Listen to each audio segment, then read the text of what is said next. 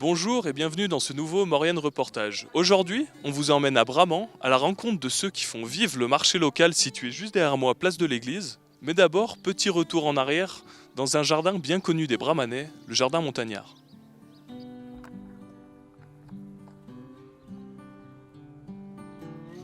Alors, on est avec Cynthia, la principale exploitante de ce jardin Montagnard. Donc déjà, je vais vous demander de vous présenter tout simplement et de nous présenter ce jardin. Donc je ne suis pas maraîchère de métier. Et il y a quelques années, par le biais de l'associatif où je me suis pris d'amour pour je dirais, la mise en œuvre d'un jardin potager, j'ai découvert cette passion. Et puis finalement, il y a 4 ans de ça, je l'ai pris à mon compte et je suis devenue agricultrice. Donc en fait, oui, ce potager a comme origine, c'était un potager associatif qui faisait partie du jardin montagnard à Bramant, qui est un espace pédagogique. Et donc, vous pouvez nous expliquer un peu ce qui s'y trouve.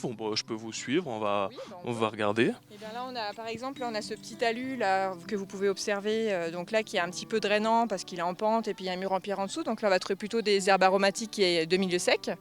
Après, sur la partie haute, on va trouver différentes choses. Donc là, vous avez une rangée de fleurs. Donc c'est des fleurs pour l'esthétique bien entendu, mais que je vends aussi à un restaurateur. Là, vous avez une rangée de petits pois, des haricots nains, des haricots grimpants. Si on continue, on trouve des fèves, donc la deuxième rotation de fèves, parce que j'en ai une première partie qui a poussé en serre et donc là qui est en fin de maturité. Donc là, il y a les nouvelles qui vont reprendre le relais. Et tout est compartimenté? Une vraie organisation stricte? La chose à laquelle je fais attention, donc, c'est par contre de bien faire mes rotations de culture pour ne pas faire pousser chaque année les mêmes légumes au même endroit parce qu'ils épuisent la terre d'une certaine façon. Ils vont utiliser certains nutriments. Il faut bien faire cette rotation pour que tous les nutriments soient utilisés dans le sol et surtout qu'on ne vienne pas appauvrir un certain type de nutriments, plus de potassium, plus de calcium, voilà. Et donc après, si vous observez le jardin, pour faire mes rotations, je m'organise à faire des petites parties, on va dire, là ça va être les légumineuses. Ensuite, un peu plus loin, vous avez les légumes feuilles. Et j'ai plusieurs petits compartiments comme ça dans le jardin que j'étale. Et chaque année, je tourne. J'ai un suivi sur une feuille de papier.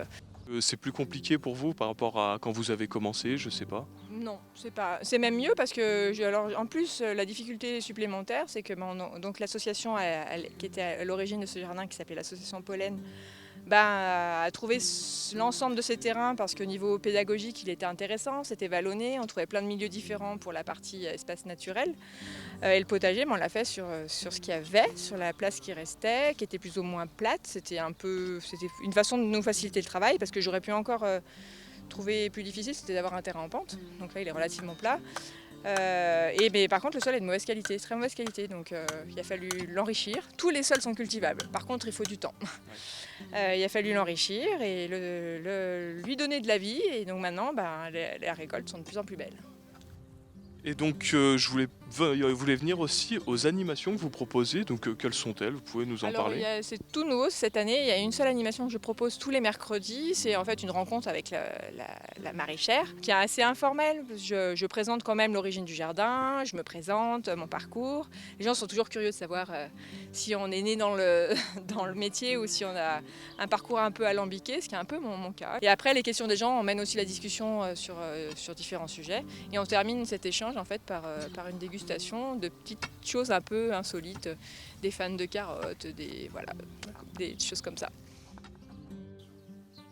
Alors, ce qu'il faut savoir, c'est que Cynthia est toute seule à récolter ses légumes. Donc, je voulais savoir qu'est-ce que tu faisais là Je ramasse les carottes. C'est ça. Alors je les ramasse là en les éclaircissant. En fait, il y a beaucoup de gens qui, dès que les carottes lèvent, vont les éclaircir pour tout de suite laisser un espace entre les plants. Moi, je gaspille pas les graines. Je laisse pousser un peu plus et je les éclaircis après et je vends les petites carottes. Et j'ai toujours des clients qui sont très intéressés par l'achat de petites carottes. Donc, vous vendez vos produits donc ici directement sur l'exploitation et sur le marché, donc qui ne peut pas être plus près puisqu'il est juste derrière là-bas. Il y a un marché à Bramant, donc je trouverais ça totalement inconcevable de ne pas être présente en étant productrice locale. Enfin, c'est une façon de faire vivre mon village et de présenter un petit peu ce que peut proposer le territoire. Et justement, comment vous pourrez encourager les gens qui vont acheter au supermarché, qui seraient non loin d'un marché, donc pour les faire venir acheter local? Et ce qu'il faudrait arriver à faire comprendre à ces gens, c'est que le côté pratique n'est pas forcément bon pour la planète et encore moins pour sa santé. Et après, donc moi, une chose dont je ne vous ai pas parlé, c'est que je suis labellisée bio. Des fois, je l'oublie tellement que c'est évident pour moi. Déjà, manger local, c'est super. Manger bio, c'est la petite touche en plus éventuellement. Alors on retrouve Cynthia aujourd'hui sur son stand du marché de Bramant. Et aujourd'hui alors, qu'est-ce qu'on trouve sur le stand? Et ben, on trouve, comme vous pouvez l'observer, des oignons, carottes, courgettes, des blettes, salades, des pots de basilic à acheter, des fèves, des pommes de terre nouvelles, betteraves, je ne sais pas si j'ai dit, et quelques petits pois. Vous essayez de vous diversifier un petit peu plutôt qu'avoir que des produits bruts?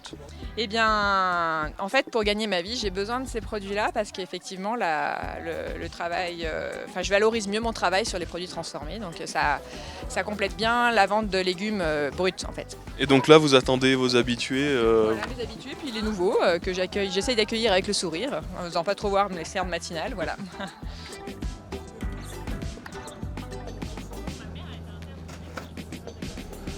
Et du coup, est-ce qu'il y a il y a une différence entre un marché géré par une association plutôt que géré par une commune? Je sais pas.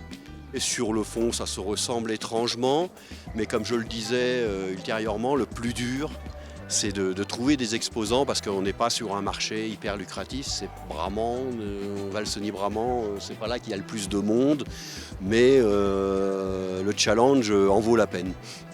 Et donc, ce qu'on trouve ici, c'est vraiment des producteurs locaux. Alors la base, c'était de faire vivre les producteurs locaux et le but premier était de donner aux gens envie de venir sur le marché, c'est un fait. Et du coup, ça fait 10 ans si je me trompe pas. Ça fait une dizaine d'années que cette mouture elle est partie. Là, effectivement, avec une bonne vingtaine d'exposants, on a un marché qui est quand même assez intéressant. Sur chaque village, on a des diversités il faut les mettre en avant. Alors du coup, qu'est-ce qui se passe là? T'as eu besoin de revenir En fait, la chance d'avoir le marché à 30 mètres de mon jardin, c'est que je peux aller faire un petit ravitaillement si besoin. Alors déjà, je voulais savoir, vous êtes une habituée du marché de Bramant? C'est la deuxième fois qu'on vient, enfin pour moi c'est la deuxième. Ouais, troisième fois. Et pourquoi c'est important pour vous de venir ici au marché de pays plutôt qu'au supermarché par exemple? Les produits sont de bien meilleure qualité. On a testé l'année dernière, j'ai été assez surprise et j'ai trouvé qu'il y avait beaucoup de très bons produits. Manger local, un message que l'association Les 14 Chapeaux s'efforce de diffuser. Pour l'heure, elle organisera tout au long de l'été des animations sur la commune de Valseny-Bramant.